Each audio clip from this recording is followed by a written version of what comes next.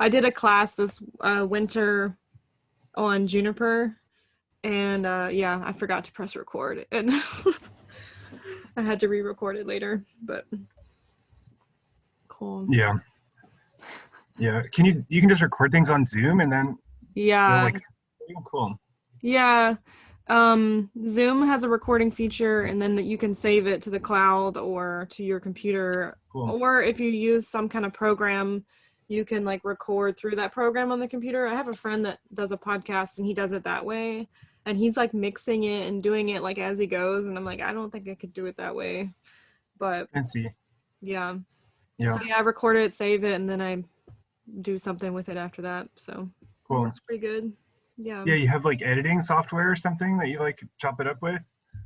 Yeah, I used to hire a friend of mine who lives in Maine to do the editing for me because she's a sound engineer, and I was just traveling so much, and there was just one more thing I would have to figure out how to do, like living in my truck, you know. And then Yep. the past 5 episodes I've started Yeah. editing it myself, but with this program my friend told me about that's pretty easy to use. Cool. So I'm kind of figuring it out myself now to save some money because I was like, yeah, I have a Patreon, and any of the money I was getting from that to support the podcast was just going to my friend. I was like, Totally. I think I need to also get some money out of that, just a little bit, to compensate me for my energy put Yeah. into it. So Yeah. yeah. Cool. Yeah, it seems like tricky, or I feel like I keep being like, maybe I'll start a podcast. Cool, that'll be like so easy and make a little money, but it seems like it's like a labor of love as much as a job half the time, or a job that pays money, I guess, half the time. Well, I mean, you could get sponsors. That's something I've tried not to do, but I could probably, getting sponsors, like people who you can advertise their thing on your podcast Yeah, that yeah, way. yeah. I'm just like, I don't know. But I'm Yeah, kind of, it's weird. yeah, I think some people make it work. And that program that I use is, I could send you a link to it if you want to check it out, just to, because you can do video stuff on there too. Sure. Yeah, that'd be great. Yeah, I'm starting to do like with the school. Um, because of COVID, it's primarily been an in-person school. That's kind of like the whole thing, but that didn't work last year because it started in February and then COVID happened and then we just couldn't meet. So I ended up making videos on YouTube and just sending them to people. And then this year I'm doing like kind of a hybrid thing where Mhm. we are meeting in person, but people who don't want to can just take it as an online thing. Um, and we have like a Discord forum and all of this sort of thing. But yeah, it's nice to be able to like make that content and make it nice and be Mhm. able to just like give it to people or keep it stashed away.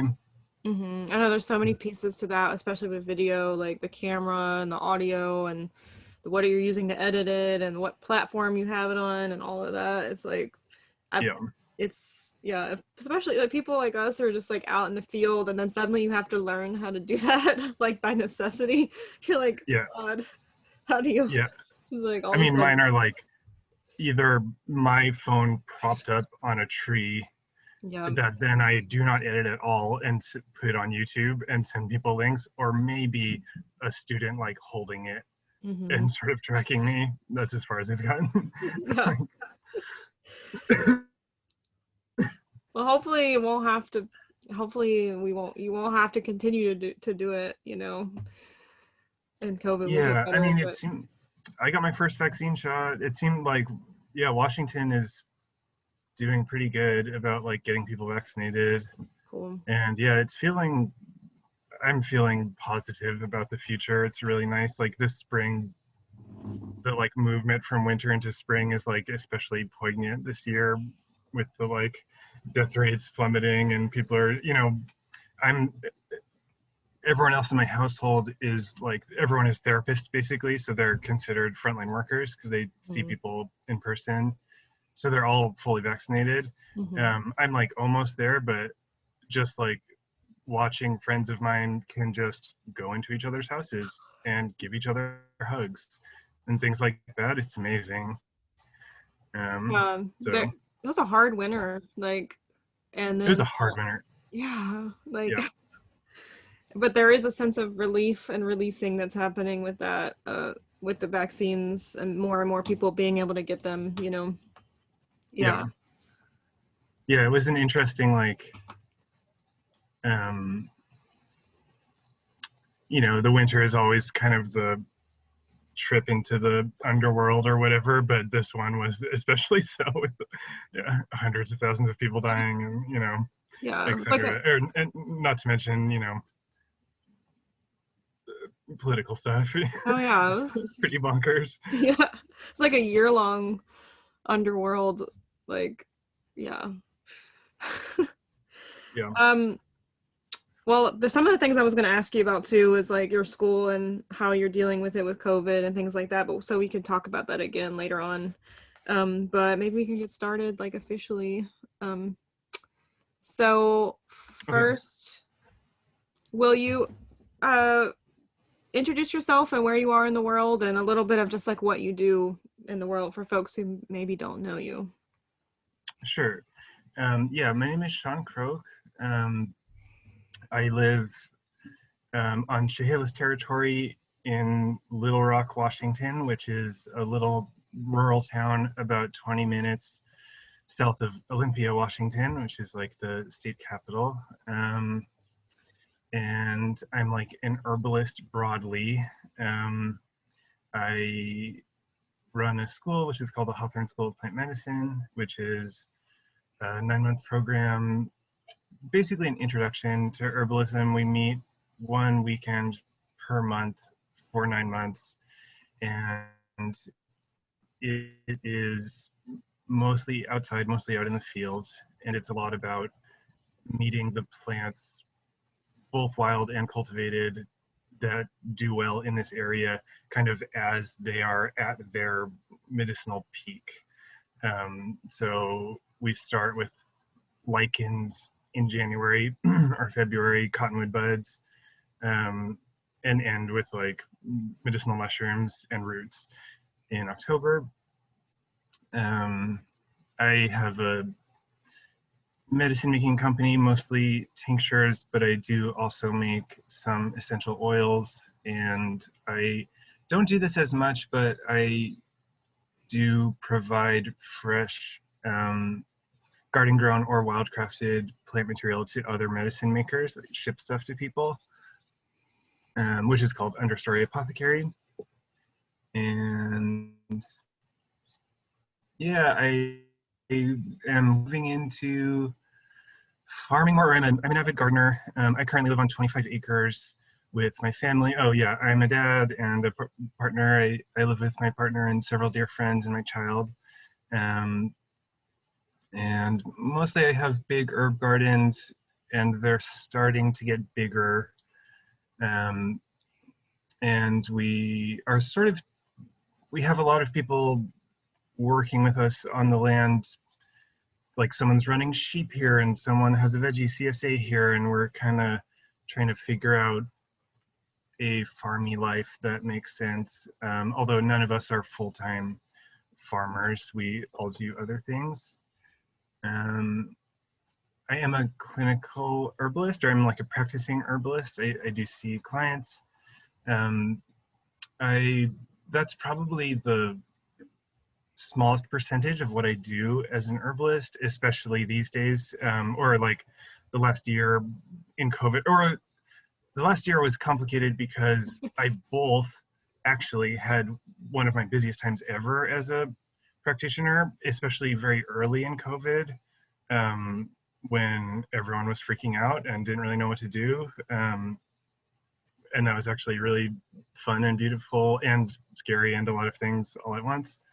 Um, but yeah, so my current practice is mostly over Zoom, which is like not ideal for me for a variety of reasons. And also now that I used to live in town in Olympia, and it was much more accessible for people to come see me. So where I live currently, it's not very easy for people to just drop by. And I don't have like an office in town, although I hope to do that. Um, but yeah, I do practice. Um, yeah, yeah, that's most of the things that I do. Yeah, COVID is one of those things that I really have seen herbal medicine become more popular, or at least people being interested in land connection and plant medicine as, you know, they're stuck at home or they're worried about their health and they don't see that mainstream medicine is necessarily actually helping sometimes, although Yeah, they're obviously with the vaccine, yeah, that's obviously helping too. But yeah, it's hard to really know what is going to happen when something like this occurs. It's such a big mystery, but COVID has really like gotten people interested, it seems like, in plants. Yeah. yeah, yeah. My favorite COVID herb story, if I may, is my mom is a nurse. She lives in Massachusetts. I grew up in Massachusetts. Um, and in like February, um, I was just like, maybe I'll reach out to my mom and see if she wants some preventative herbs or some supportive herbs, just in case, like after having looked at some of the Chinese medicine protocols that people are using. Um, and my mom called me right before I called her asking for the same. And I sent her a bunch of supplements and an herbal formula that she's a very compliant patient. She took very regularly, and she never ended up getting COVID. But the best part was she's had a lingering cough for years. Her lungs have been bothering her for many years, and it was mostly a lung formula um, for COVID reasons. And she was taking it for a couple months, and then one day she called me and she was like, "My lungs are better. My cough is all gone." Like my nephew pointed it out. It's the first time in years that wow, these herb things really work. This is so cool. Um, and yeah, that was really exciting. And yeah, she was working in an emergency room in a COVID ward for the whole time, which was really scary. And she never got it, I think mostly due to good PPE use and good like policies in the hospital. But I like to think that she was on herbs and vitamins the whole time, and I think that helps. Totally. Yeah. I mean, having good safety protocols and like integrating these plant medicines. Yeah, we were in Colorado last year and we harvested some plants from that area that we had with us that we would, I mean, mainly only use if we started to feel sick. And then my dad grew ginger this year in Virginia where we are, so we Nice. have abundance of fresh ginger around us, which is a nice like preventative too. And we were like guarding these roots that mainly they were root medicines. We're like, Yeah. okay, these are saving, these are so special now, you know, they're really important to keep around. So Yeah. yeah. Yeah. I'm curious, what is, you know, for folks who aren't familiar with that bioregion where you are, what is special about it and like what characterizes that bioregion? I've spent a little time there, but yeah, for folks who haven't been there. Yeah. Um, so where I live, or I mean, where I live right now is actually a very specific and kind of special. Or what I love about the Pacific Northwest bioregion, and sort of broadly like Cascadia, if you will, being the area around the Cascade Mountain chain, which runs from Canada all the way down to Mexico, is that there's a wet side on the west side of the mountains, which is in between the Pacific Ocean and the mountains. All the water that comes in from the ocean hits those mountains and basically dumps a bunch of rain. And so it's a temperate rainforest essentially. Um, and then the east side of the mountains, all the rain falls on the west side. So the east side of the mountains are arid and basically deserts, and almost all somewhat high in elevation because of the Columbia Plateau. There's the land is just higher over there. It's like 1,000 feet above sea level. Um, and so mostly I have lived essentially in the temperate rainforest. which is, yeah, just a beautiful and very fecund and life-filled place. It's just like there's just life on top of life on top of life. All the trees are just covered in moss, and there's mushrooms growing on everything, and it's just like a really beautiful place. It feels very safe. Like there's very few toxic plants or poisonous animals or anything. It's like a very safe place to just sleep out in the woods. It's a really temperate climate. It rarely gets below freezing, maybe for a few weeks in the winter, and the summers are really beautiful and are a little bit of a secret, or something, or people who live here are like, don't tell people about the summers, because everyone talks about this area as being gray and rainy and kind of miserable all the time, but the summers are droughty and sunny, and really beautiful. The summers actually for the last 5 years have been kind of stressful because it's turned into wildfire season. And so we had like 1 year off a couple of years ago, but often for weeks on end, the whole area is just full of smoke, and it's pretty stressful. And where I live specifically right now is in the prairies, a little bit south and east of the forest. So it's this special, pretty small at this point, ecosystem, which is open, sunny, a lot of oaks. There's a lot of camas, or there's a lot of endemic plants to this area that are not really found in other places around here. Very much a human maintained landscape, traditionally and still. And yeah, it's a really beautiful place to be. Yeah, it's fun to get some sunshine in this area, and it really changes the gardening. I'm used to gardening in the forest where you never get any sun, and now I garden out in the open where sometimes we get too much sun. Yeah, yeah. Yeah, you said the fecundity, that word, like the first time I ever went up there, yeah, just experiencing the like softness of the understory, yeah, and yeah, lichens hanging down from the trees. And you said you start your program with the lichens, yeah, and the cedars, and yeah, that moist, wet rainforest that's pretty conifer oriented, I feel like a lot of the time, yeah, versus here in the South where I grew up, and it is a temperate rainforest as well, but totally more of a deciduous jungle energy where you have like mosquitoes and ticks and chiggers and yeah, like yeah, gnats and poisonous snakes, and it's yeah, very hard to just lay and relax in the forest. And yeah, there everything is soft. You might be a little wet sometimes, unless you tuck yourself under, some leaf duff. But yeah, it's an interesting place, really yeah. magical. It's, yeah, such a beautiful place. I also in the rain you can just hide under the red cedars often. If you just get right up against the trunk, the rain doesn't really get all the way through. So that's just like a safe place to be. But yeah, I grew up in Massachusetts, which is also, and I think a lot of those East Coast deciduous forests used to also be evergreen forests before they all got cut down. Um, but Yeah. yeah, so it was such a, yeah, I got to this place and I was like, oh yeah, here, I'm just gonna stay here. I love it here so much. Yeah, it feels very like safe and nurturing, something Yeah. like this. Yeah, yeah, I've been here for almost 20 years.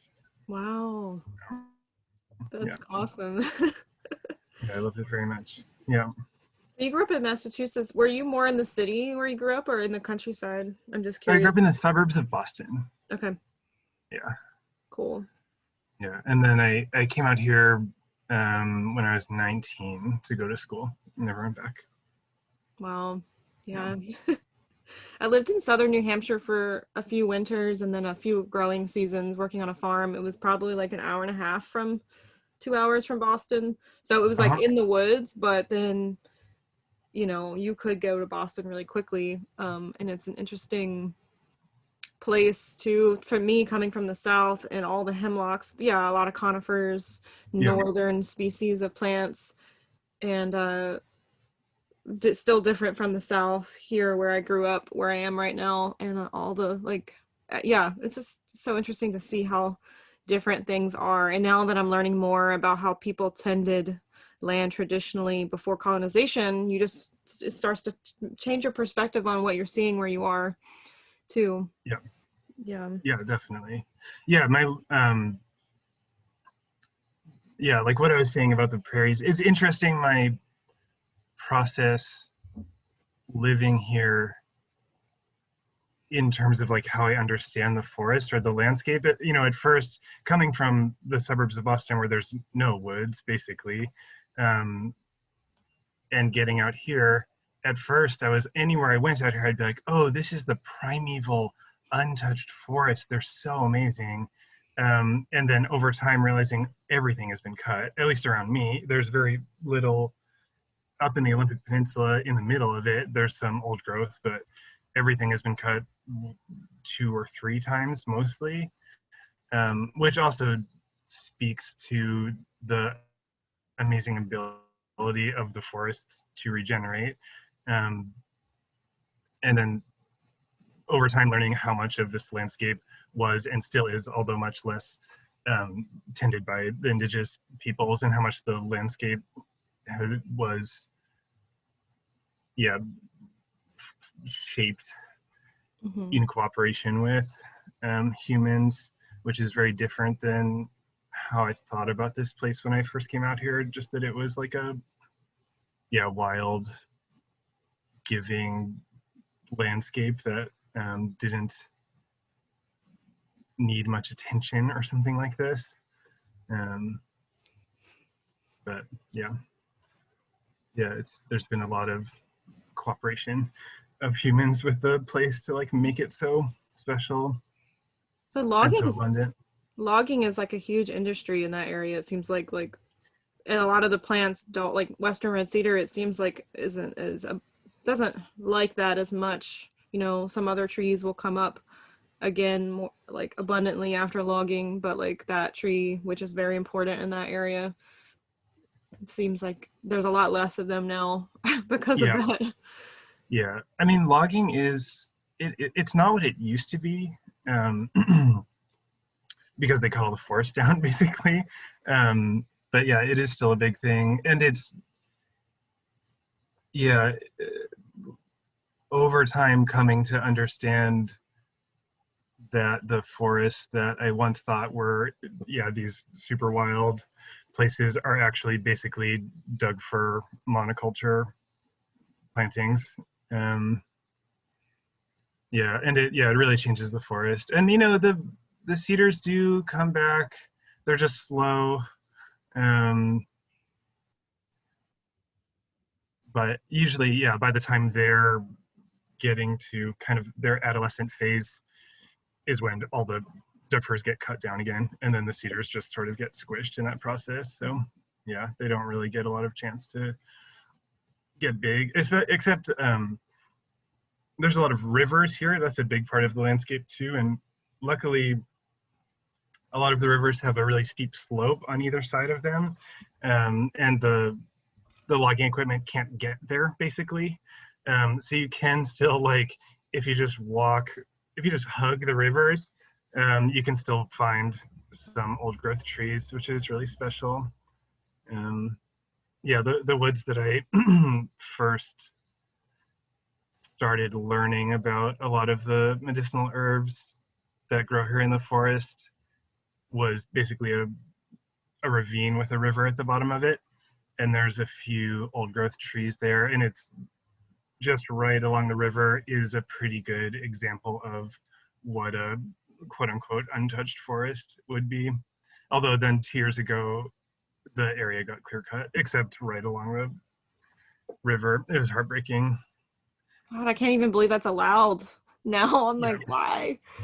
it's private land, or you know, whatever, you know, people own it, and you know, if you cut, it's probably like 40 acres. I think people make $100,000 or something, and you know, depending on sort of where your values lie, it's a lot of money, or people think of that as like an investment, the forested lands, like a monetary investment, not an investment in living organisms. But yeah, it was heartbreaking. I managed to a lot of patches of plants that are shade dependent that I love very much. I managed to find them in all of the downed destruction, and they were just going to get fried with the sun. And I managed to transplant a bunch of them out to other places in the woods, and I have some of them like tucked here and there in shady parts here at the farm. So and I do again and again, or I am again and again impressed by the resiliency of the forests, and how after these totally catastrophic events, even the really sensitive plants will sort of hide under the fallen slash, and then the alders come back and there starts being a little bit more shade, and then they creep back out. So I don't know, the forests have been through a lot, and I think they're more resilient than I thought they were at first. And it's heartbreaking. Their cuts are heartbreaking. Yeah, like disturbance is an important part of uh the forest or in ecology in general, but like logging as a force that like de-spirits the place and commodifies every living thing, or at least what they value, you know, is a type of disturbance that then just starts to get like more detrimental versus like reviving and regenerating, you know. Yeah, Yeah. yeah. It's very different than like a flood, or a forest fire or something. Um, yeah, and just the forests get cut down, and then all the silt goes into the rivers, and then that's killing the salmon, and then the salmon are what feed the forests, and yeah, it's messy. I saw an old growth But yeah. cedar. Oh, um, in Idaho, I've spent a couple summers like doing some stuff in northern Idaho, like which is pretty far inland, or yeah, inland from where you are. Mhm. And it's more Mhm. desert, as you go, or more it's like there's the Cascades, and then there's a desert on the other side, and then there's like almost like other rain shadow things that happen, Yeah, again.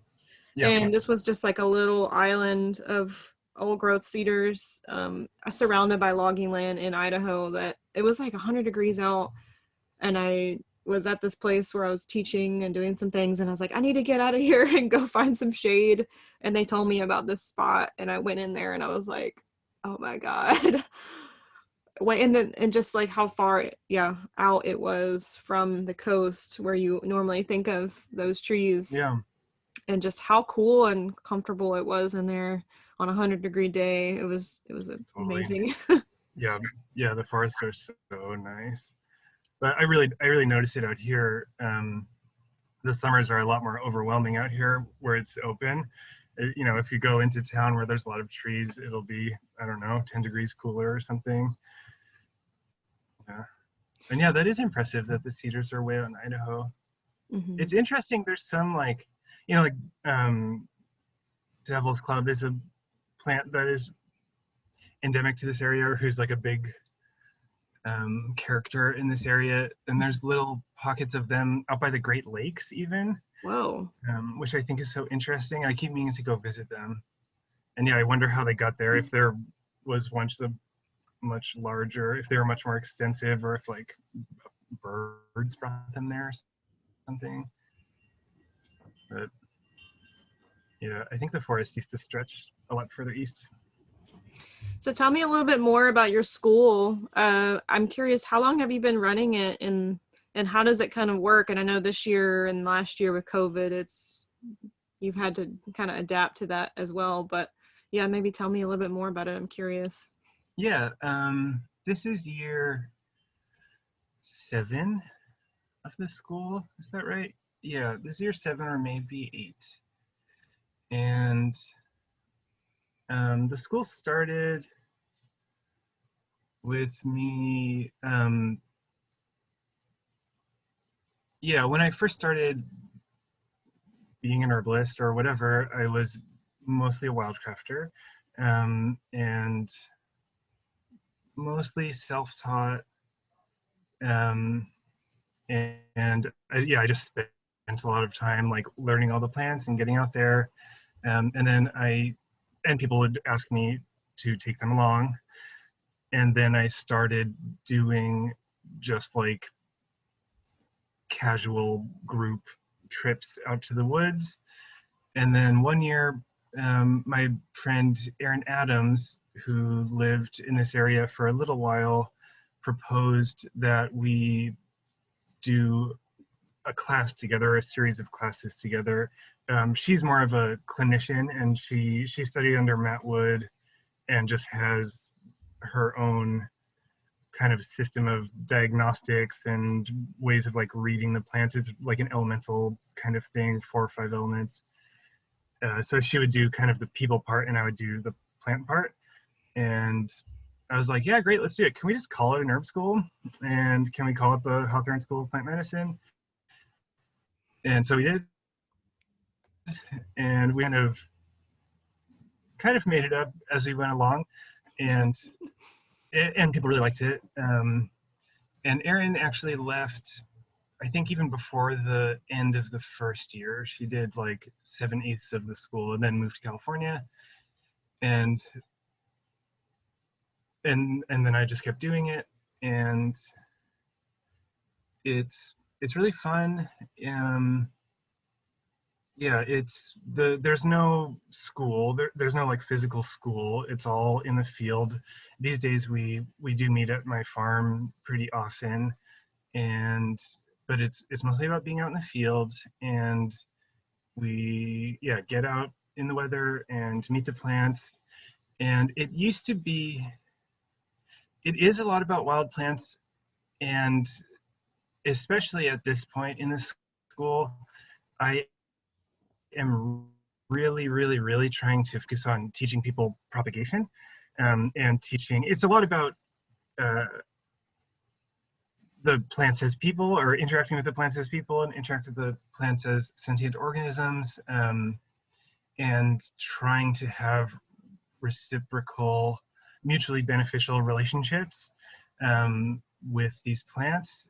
And I have a lot of concerns about overharvest and the ways in which wildcrafting can be trouble for the wild plants. And especially, I've heard some stories from from Michael Moore's school in the Southwest School of Botanical Medicine, I think it was called, where some of the patches that he would bring people to, over time, they don't exist anymore.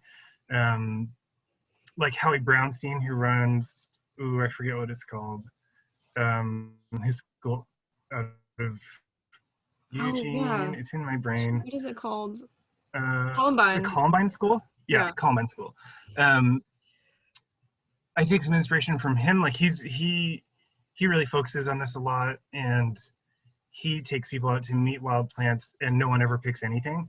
And he actually has people like sign a contract that they won't pick anything and won't come back to the same spots, because he's like seen the ways in which that can go poorly. So I do still pick with people, but what I try to do is teach propagation first, and we do propagation together. Like we'll go out in the field to places where I've been going for a long time, and I really like to do plant sits with people, where we'll sit with the plants, take a little bit of the tincture, and try to communicate with them, or try to feel out what's going on with them, and how they might be good for us.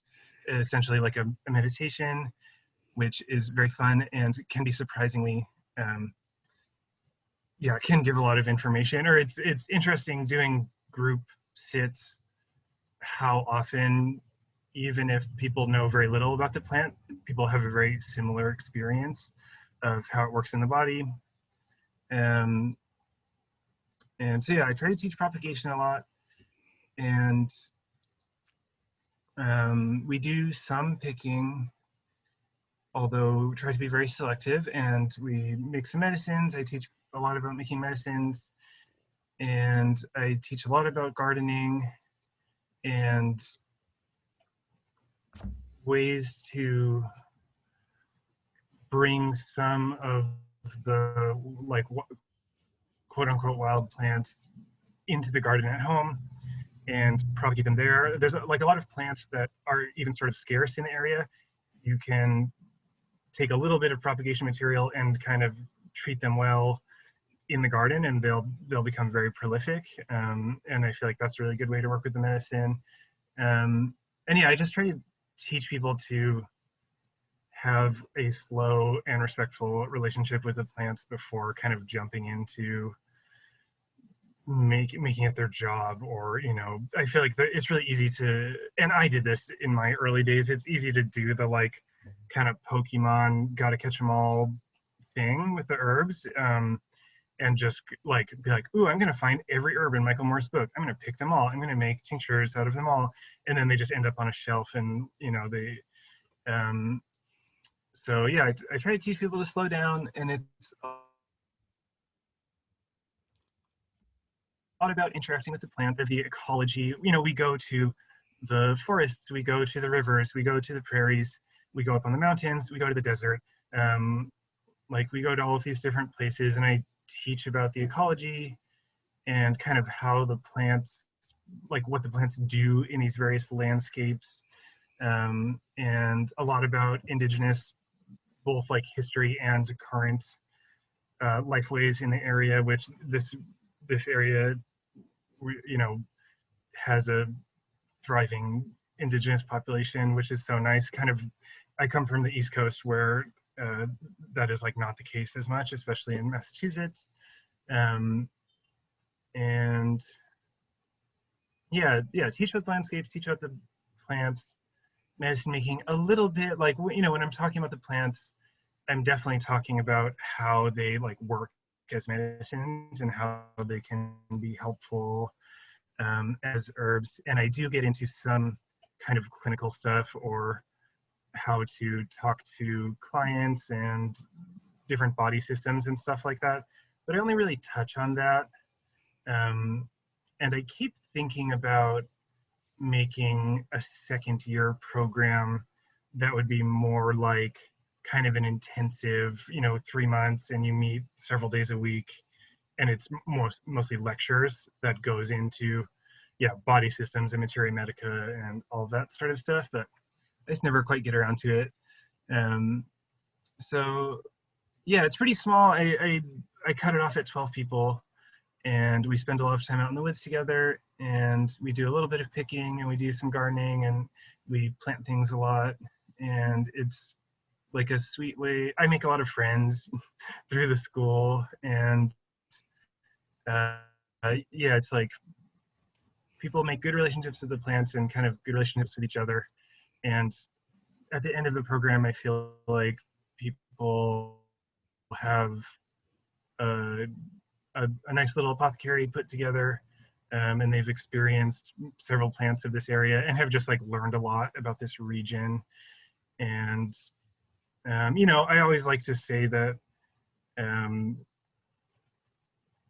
don't rush into considering yourself an herbalist. Or, you know, there's a whole, I think you can be an herbalist in a number of ways, but I see a lot of programs or situations where, you know, it's like you do a herb program and then they give you a certificate, and now you're like an herbalist and can put out your shingle and just start doing the thing. And my own process has been pretty slow, and I try to encourage people to also be pretty slow. And I think at the end of the program, I would encourage people probably to get more education before they would try to like make that their job or something. But I think at the end of the program, people are certainly have some skills to sort of take care of themselves and their friends and family better with herbs, and just, you know, have a lot of new friends, which are the plants. Yeah, yeah, I love it very much. It's my favorite thing that I do for money. You know, it fluctuates a lot, and it's not my I have outside work too in general, but I really love running the school. And I almost thought it wasn't going to happen this year because of COVID. so many people are having a hard time economically right now, and not to mention the complications of getting together in person. But some people signed up, enough people signed up, and I'll keep it going in Yeah, the future. at least you can be outside and wear masks together outside, versus like if you were in a school in a classroom and were focused on teaching that way. But it's still difficult for anyone to know what's going to happen. It's so every day Yeah, everything changes, so it's like, at the beginning of the season it's really not great to get together, but then by the end of the season it might be a little bit easier, and that, it's just so hard to know. So it's yeah, definitely an odd time yeah, to figure out how to do things in groups, you know. yeah, yeah. Last year was so weird, and I really appreciate the students for several people left the program, and that's fine, but people stuck it out with me, and we made it work. But yeah, it was weird, and luckily, yeah, I maybe have 7 or 8 people, and so yeah, we're outside and we wear masks, and it's pretty easy to keep space from each other. So, and it's everyone is so starved for being outside and being around other people that I feel like just the school is really good for all of us just to get out and be with other humans. And so Yeah, yeah, it's you're going well so far. We've only had our first class. The second class is in a couple of weeks. cool. Yeah, So just for mental health, yeah, like, yeah, hanging out with plants and getting your hands dirty. It's always it's so good. helpful. Yeah. Yeah, and doing plant sits, even you know sometimes people have these really sort of profound experiences, and that's great. And if nothing else, just sitting still and paying attention to how you feel and breathing deeply for 10 minutes is really nice and an easy thing Yeah. to not do. um, so yeah. Yeah. I think the programs like yours that are really hands-on, I think are, I don't know, that's my preferred. Yeah, when I was a young interested herb student, I was always drawn to when people were more inclined to take you out in the field and like be engaged with the land in that way, because the sensory experience of smelling, seeing, sometimes tasting um, the plants and is just a way of learning that is something you can't get from the classroom or Yeah, like inside. And I know that right now everyone's having to figure out how to use digital interface to teach about things, and there's a lot of digital oriented plant learning stuff out there now, yeah, which has its pros and cons, but I still think that nothing beats like getting out there. And yeah. I studied with Juliette Blancaspor before she Oh, did her cool. online program thing, and Yeah, uh her program was very much, we would do some on really rainy days or whatever, we would do stuff, we would sit in her living room, all crammed together and like talk about, anatomy and physiology, but mostly yeah, we were out in the fields and out in the mountains, and getting out there and looking at the plants in the field. And that was how she advertised it too. And that was like, that's what I want to do. Like, and I feel like it's so valuable.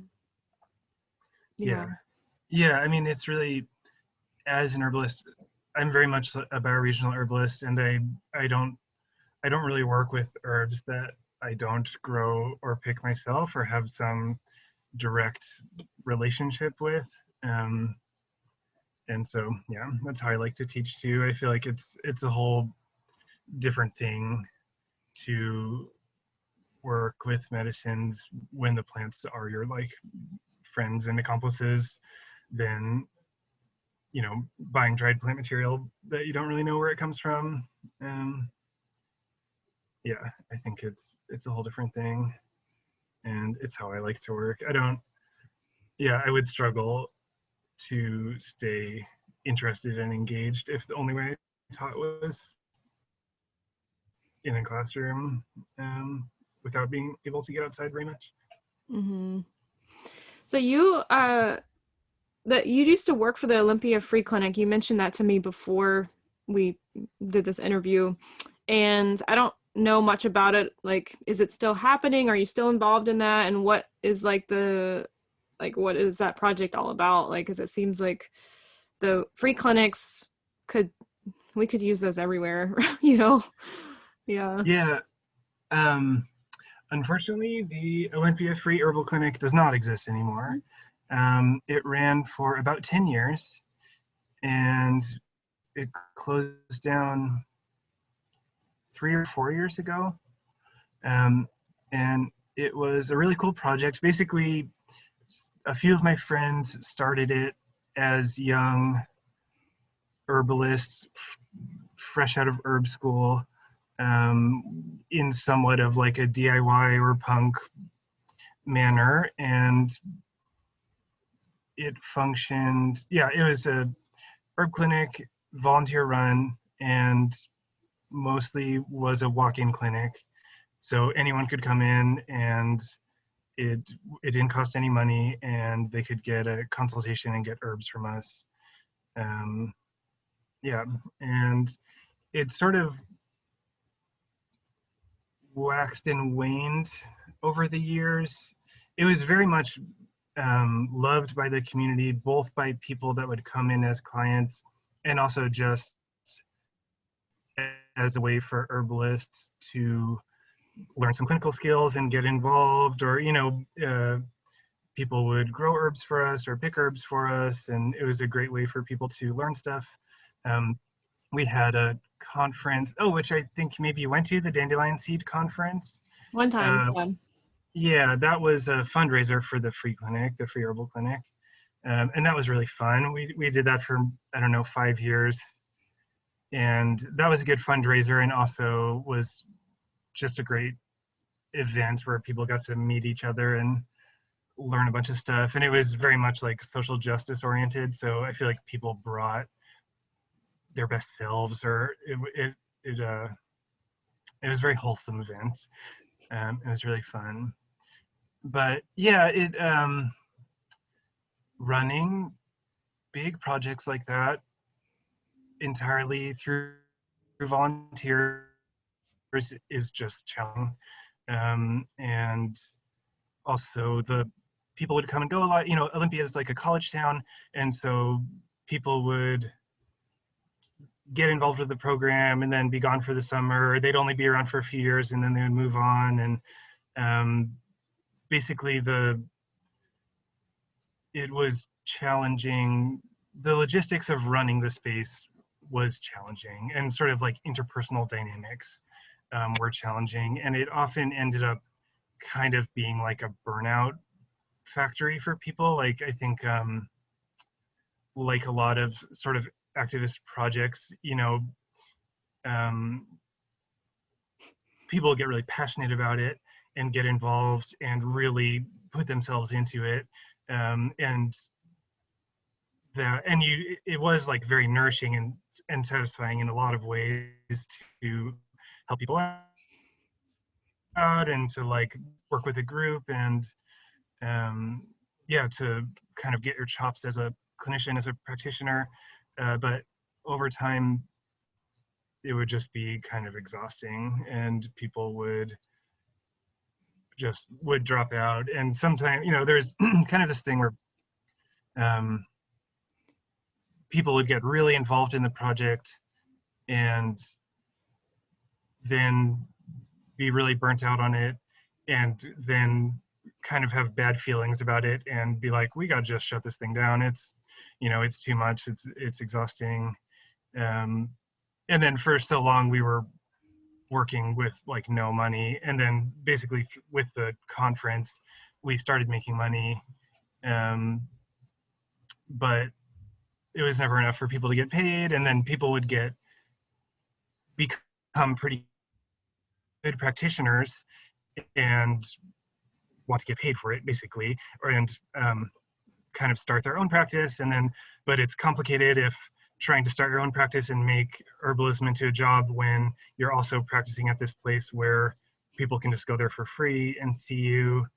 Money is just like complicated. Or it's like we live in a capitalist world where we have to make a certain amount of money just to exist, and then you can't actually do some of the work that you want to do in the world without also having an energy exchange of money, right? Yeah. But of course, there's this part of us, especially folks who are more activist oriented and like social justice oriented. We want to get rid of capitalism altogether. We want to offer things for free and like want to Yeah. make it accessible. But how do you do that without, you have to be able to have something to give, to, and if you drain yourself in the process and then the thing can't sustain itself, that's definitely something that is people are figuring out more and more. Like, how do we hold the world we live in and the world we want to see together Right. and take care of ourselves too, Yeah. Yeah. Yeah. It's super tricky. Um, Yeah, it's super tricky. Yeah, I think we were all also like pretty young, everyone in the project, we are all like in our 20s or whatever. Um, and I hope that, I mean, the free clinic, I still see some clients that I started seeing in the clinic for free still. And my own practice is sliding scale to zero. Um, and so I try to like carry the spirit of that project. Um, but yeah, it's tricky, or it's just like also within capitalism, just the story, and I feel like especially in the like gig economy, I feel like there's this sense that you should be making money off of your passion, or like um yeah, I don't know, it's tricky, it's tricky to Yeah. figure out.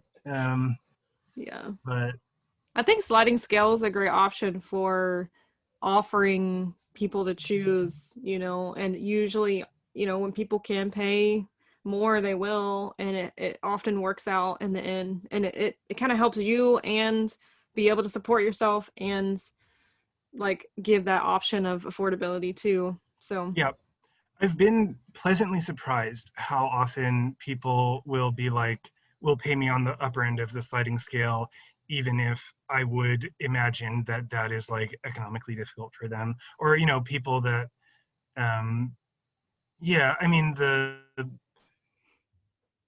spirit of like solidarity or generosity really goes both ways. And people will often pay me on the upper end of the sliding scale. I've also had people like at the start of COVID, I was giving out a lot. I sort of made up a few formulas that I thought could be helpful, and I was just selling them and just kind of giving them away if people couldn't afford them. And I had more than one person get in touch with me and just be like, "Can I just give you money because what you're doing is cool?"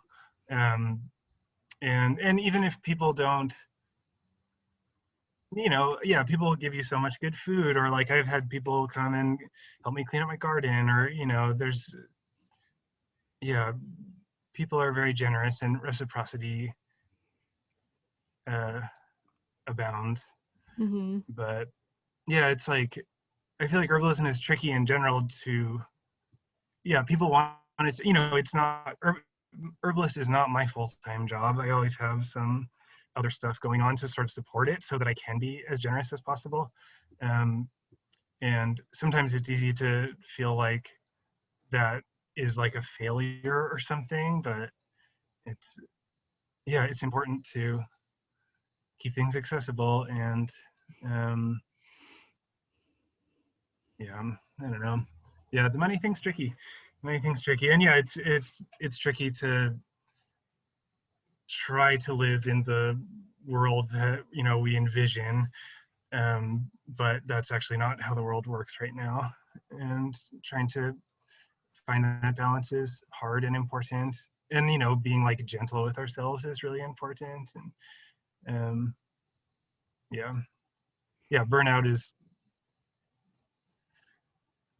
challenging, and Mhm. trying to yeah, yeah.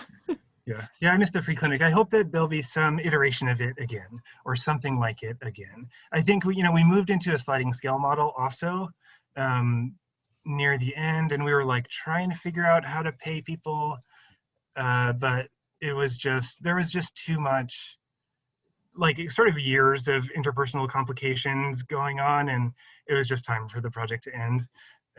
But I hope that there will be another iteration of it someday. That's my dream. Cool. And I've seen other people around the country making them and having them work out, and it's a really like fun project and a good model, I think. Yeah, and yeah, I think back fondly on that experience very much, as much as sometimes it was really like overwhelming at the time.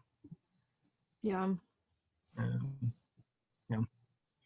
So you told me that you finished a book, you're working on a book, you're almost done with a book that you started maybe during COVID, or at least got a lot of work Yeah. done on it during COVID. Can you tell us a little bit about that? And yeah, just a little bit more about that project. Yeah. So last year, I, as part of my school, I started in, I wrote like a small essay for the first class, mostly because it can be challenging for people to take notes in my school, because especially in the early classes, we're often out in the rain or the snow or whatever. And I've gotten that feedback before that I'm kind of a fast talker. There's a lot of information that I say, and it can be hard for people to absorb it. And so I wrote a short essay for the February class covering kind of the basics of what I talked about to give to my students, so that they didn't have to worry about it if they didn't take notes. And then the pandemic happened, and I had a lot of free time.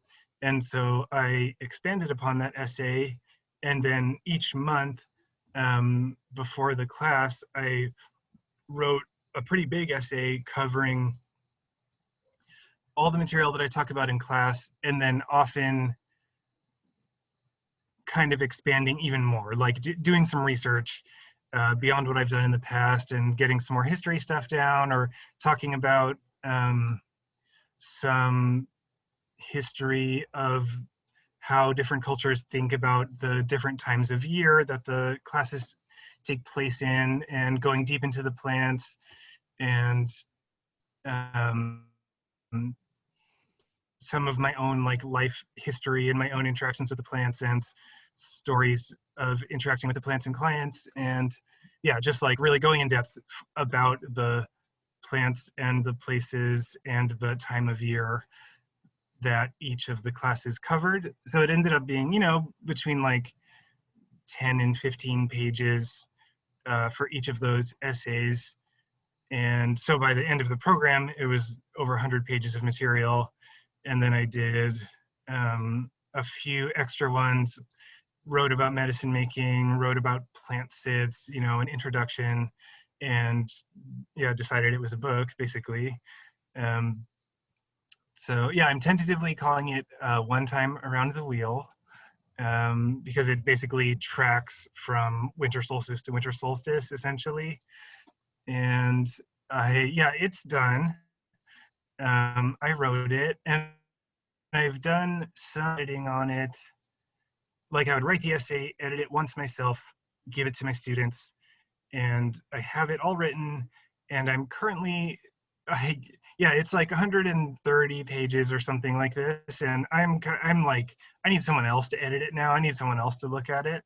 I'm kind of overwhelmed by it, but I'm talking to several friends who are editors, and I think I'm going to pay someone to edit it for me. And then I am going to publish it. I have a few friends who run small publishing houses, and I might have one of them do it. At first I was thinking about I had like some people in Olympia are printers basically, and just having a small amount of them printed for myself to give to my students. But I am interested in getting it published, and I'm just starting those conversations with people.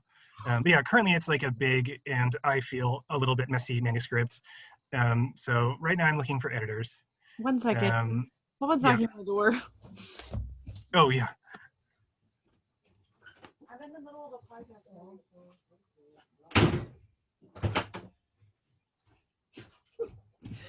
Sorry.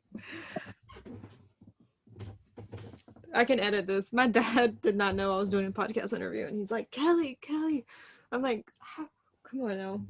I gotta get out of my parents' farm. That's funny. Okay. Yeah, no problem. Okay. Um, that's cute. Yeah, so yeah, I wrote a book. It's done. It was basically like my COVID project. It was super helpful to me to have like a thing to do um, over the pandemic. And I really love to write, and it's been hard to find the space, but yeah, it kind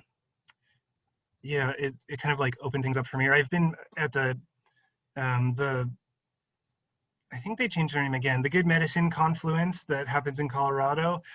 They started getting me to write essays for my classes that I teach, and that sort of got me writing and got that process going. And yeah, it's so fun.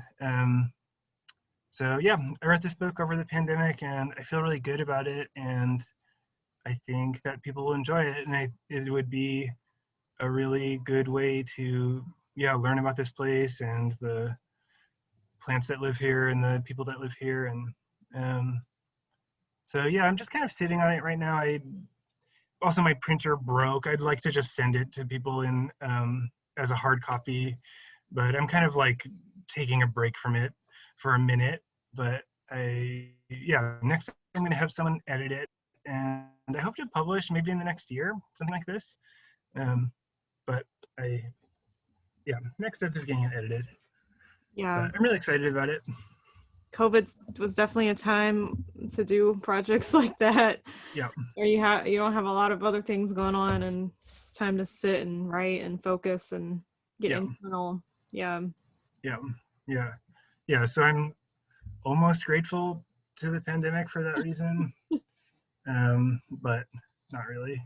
Yeah. And yeah, the whole thing is really influenced by the pandemic. I talk about it a lot. Or it's an interesting like record of this period in history too. Yeah. But yeah, I hope it'll be out in a year or something like this. I look forward to seeing it when it comes out. Yeah. I'll send you a copy whenever I make it. Yeah. Yeah. So, how can people find you online or get in touch if they're interested in your school or learning about what you do? Yeah, I'm currently taking a break from social media. I actually like deactivated my Facebook account for a little while. But I will probably be back on there at some point. So yeah, I'm usually on Facebook. My name is Sean Croke. My school is on there, the Hawthorn School of Plant Medicine, and my medicine making business is on there, Understory Apothecary. I do have a website for both of those also. Understoryapothecary.com is my business, and it's a Weebly site. Sorry, hold on. Mm-hmm.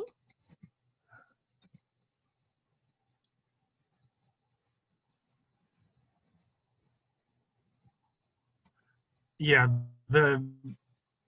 it's hawthorn-school.weebly.com, or if you Google the Hawthorn School of Plant Medicine, it's easy to find my website. And yeah, I'm much more of a plant person than like a marketing or online person. So all of my, especially my business website, it has remained a skeleton for many years. But that's pretty easy ways to find me. And my email addresses are on both of those websites, and I'm pretty responsive to email. And yeah, I'm really trying to, I think I'm going to start an Instagram, and I keep imagining that I'm going to be more of a online presence kind of guy, and we'll see if that happens or not. There's pros and cons. Like, and you haven't been on Instagram before? No. It's kind of a whole world. Like, once you go Instagram, it's hard to get out of it. So, it's like a lot of people promote stuff on there, and you can meet a lot of people, like-minded people, like plant people or whatever your interest is. But it's definitely it's right on your phone, and you're always wanting to look at it. Like, who liked my thing? It's definitely more weird than Facebook to me, honestly. So yeah, my impulse control around social media is very poor. And it can often be detrimental to my mental health and my sleep patterns. So I'm always like trying to balance it out. But yeah, it's such a good way to meet people and interact with people. So yeah, I don't know. I often dream about just like going analog, or something like that. But yeah, I've also met so many interesting people and made so many great connections through the internet. So, Mhm. but yeah, that's the easiest way to get in touch with me. Cool. Um, and yeah, the school is from February to November, and I do now do a fully online program that this is my first year doing it. Um, and basically I send out the essays, and I send out videos, and I ship people tinctures to taste and things like this. And there's like a Discord server, like a forum for people to talk on. So that's a way for people who would be interested in taking the school that don't live near me to do it anyway. And that's going well so far. But yeah, those are the easiest ways to get in touch with me. Cool. Yeah. Well, thanks for taking the time out of your day to talk with me for an hour or so here on the podcast. I appreciate it. Yeah, my pleasure. Thank you so much for having me. Yeah. Yeah, it was nice to get to talk to you. Yeah, it's awesome. I feel like Yeah. so much of this we could probably go on for many hours about, but yeah, it was awesome to have a chat. So Yeah, there's a lot more. Yeah. cool. Cool. Well, yeah, thank you so much. Yeah, take care. So much. Yeah. Okay, you too.